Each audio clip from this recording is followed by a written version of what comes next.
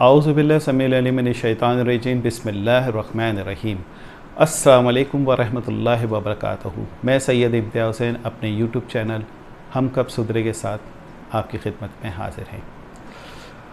नाज़रीन, बहुत तेज़ी के साथ डेवलपमेंट चल रही हैं और आप यूँ कह लें लम्हा ब लम्हा जो है वो हालात जो हैं वो तेज़ी से तब्दील हो रहे हैं।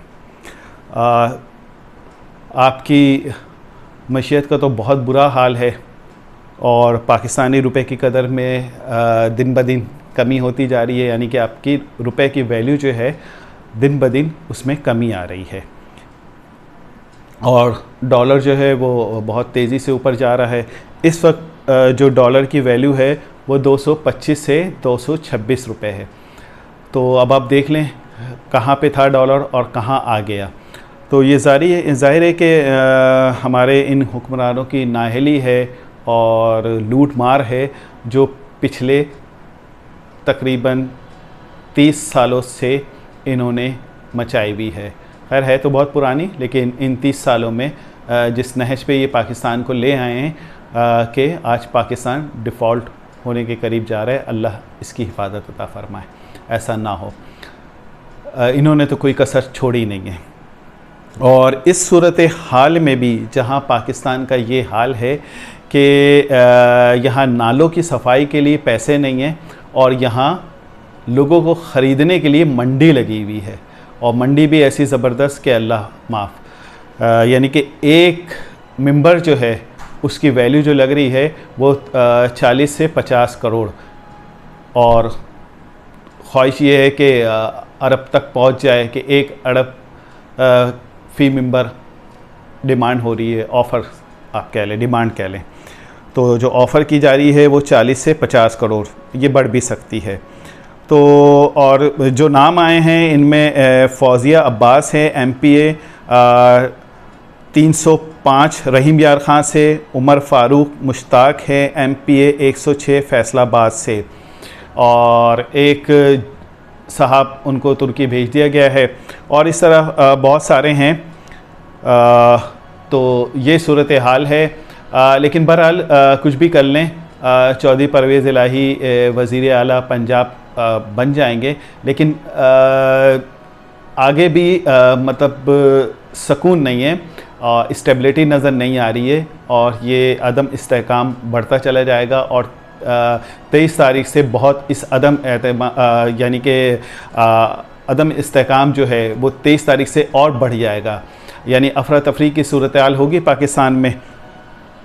और जो श्रीलंका में हाल हुआ है, अल्लाह ना करे कि हम वहाँ तक पहुँच जाएं, लेकिन श्रीलंका फिर भी अपने आप को संभाल लेगा। खुदा न खास्ता अगर पाकिस्तान में ये कंडीशन हुई तो वहाँ की आवाम और यहाँ की आवाम में बहुत फ़र्क है। अभी आपने देख लिया कि आज पंजाब में एक MPA हैं इफ्तिखार बलोच, तो इनके साथ क्या सलूक किया गया है, और ये बड़ी लूज़ किस्म की लैंग्वेज इस्तेमाल किया करते थे आवाम के लिए और ख़वातीन के लिए। कुछ इनकी काफ़ी शिकायतें थी और ये लोटे भी थे, तो इनका बहुत बुरा हशर हुआ है। तो आवाम अब अगर रुकने वाली नहीं है, अगर आवाम के हाथ में आ गया तो ये पॉलिटिशियन बहुत मुश्किल है इनका बचना, और फिर ये किसी के हाथ में नहीं रहेगा। अल्लाह ना करे कि वहाँ तक ये नौबत आए, इसलिए कि पाकिस्तानी आवाम जो है वो फिर उनको संभालना बहुत मुश्किल हो जाएगा। तो अल्लाह मतलब हिफाजत करे और उस अफरा तफरी पर ना जाएं। लेकिन सूरत हाल जो है वो अब से अबतर होती चली जा रही है।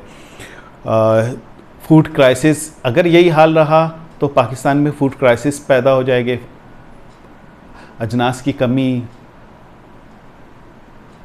तेज़ी से हो रही है, तो ये इस पे नज़र रखनी पड़ेगी। ऐसा ना हो कि हमें मतलब हमारे यहाँ फूड की हमें जो अंदाज़ा है कि फ़ूड की कमी, फूड क्राइसिस में आ जाए पाकिस्तान, और पेट्रोल भी महंगा होगा।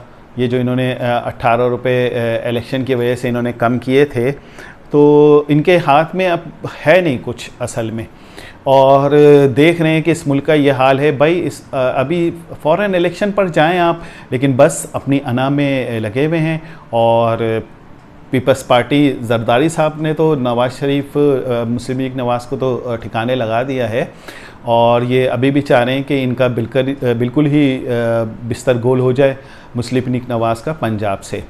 खैर, जिस चक्कर में ये हैं जरदारी साहब, वो भी उनको नहीं मिलेगा। और अब ये जो ख़रीद व फ़रोख्त की जो मंडी लगी हुई है, और ये इसमें आसिफ अली जरदारी साहब का नाम आ रहा है कि वो इसमें मतलब फुल एक्टिव हैं। तो अब अगर ऐसा हुआ तो पिछले जो सिंध हाउस में जो हुआ था उसके सारे रिकॉर्ड हैं, और मैंने कहा था ना कि पॉज का बटन दबा हुआ है, और उस पे से हाथ जिस वक्त उठेगा तो बस कोई भी नहीं बचेगा और सब दबरधूस हो जाएंगे। तो इस तरफ तेज़ी से जा रहा है। तो और दूसरे ये कि मैं पहले बता चुका हूँ कि देखें, एक वक्त होता है हर पॉलिटिशियन का। अब तो इनका वैसे भी वक्त ख़त्म हो रहा है। पीपल्स पार्टी, नून लीग और मुत्तहदा, तो अब ज़ाहिर है कि मैं नहीं समझता कि आसिफ अली जरदारी और नवाज़ शरीफ, फजल रहमान ये वापस आ सकें। अल्ताफ़ सैन का भी ये है कि अगर वो ये 4-6 महीने में अगर इनका कम बैक हो गया तो हो गया, और वरना अदरवाइज़ मुश्किल है। और इमरान खान का भी ये है कि अगर इस दफ़ा इनकी हुकूमत बन गई, और इसलिए कि अब इनकी जो एजेस हो गई हैं वो भी इजाज़त नहीं देती। अगर इमरान खान ने हुकूमत बना ली 2/3 मेजॉरिटी के साथ, जो कि पॉसिबिलिटी काफ़ी है, ठीक है, अब वो बना लेंगे। अगर इलेक्शन हो गए और कोई झाड़ू ना फेरा तो मतलब वो बना लेंगे, तो इम्कानात हैं। और अगर वो बना लेंगे हुकूमत तो शायद 5 साल से ज़्यादा वो चल जाएं, ठीक है। या तो वो शुरू में ही 1.5 साल में ही निकल जाएंगे, या वो फिर 5 साल से ऊपर ही करेंगे अगर उन्होंने हुकूमत बना ली तो।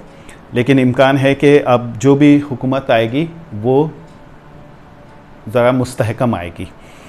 और दूसरे के ख़ित्ते के हालात बहुत ख़राब हैं, और जितने भी यूरोप कंट्री हैं अब वो उनको आना पड़ेगा रशिया और चाइना की तरफ। और अमेरिका का जो सुपर पावर का जो रोल था, अब वो डे बाय डे आपको ख़त्म होता हुआ नज़र आएगा।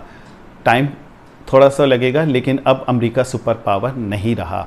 लेकिन हम ग़ुलाम हैं, हम अभी भी अमेरिका की तरफ देख रहे हैं, और जिसकी हम सदा भुगत रहे हैं। तो अमेरिका से की तरफ से निकलना पड़ेगा, और हमें जो है वो रूस और चाइना की तरफ आना पड़ेगा। और ये सारी डेवलपमेंट थी। और जो 23 तारीख के बाद यानी कि अफरा तफरी फुल है, फुल टेंशन है। और इमरान खान अब जरदारी के पीपल्स पार्टी की तरफ रुख करेंगे, और अब जरदारी साहब ने इसमें जो ख़रीद व फ़रोख्त में जो अपना हिस्सा डाल लें, इसमें ये फंस जाएंगे। और जरदारी साहब के लिए मुश्किल हालात आ रहे हैं, और इमरान खान साहब के लिए थोड़ी सी मुश्किल होगी, लेकिन बहरहाल वो निकल जाएंगे। और मैंने आपसे बता दिया था कि मुझे सिंध में बल्दियाती इलेक्शन मुश्किल लग रहा है, कराची में, और देखें आज ख़बर आ गई कि इलेक्शन मुलतवी हो गया। बहरहाल इंशाल्लाह कल हम फिर हाज़िर होंगे आपकी खिदमत में। मेरे चैनल को लाइक करें, सब्सक्राइब करें, और अपने जो भी पॉजिटिव या निगेटिव अपने कमेंट से ज़रूर आगाह कीजिएगा। और जो ख़बर होगी मैं इंशाल्लाह आप तक पहुंचाने की पूरी कोशिश करूंगा। मुझे इजाज़त दें। अस्सलाम वालेकुम व रहमतुल्लाहि व बरकातहू। पाकिस्तान ज़िंदाबाद।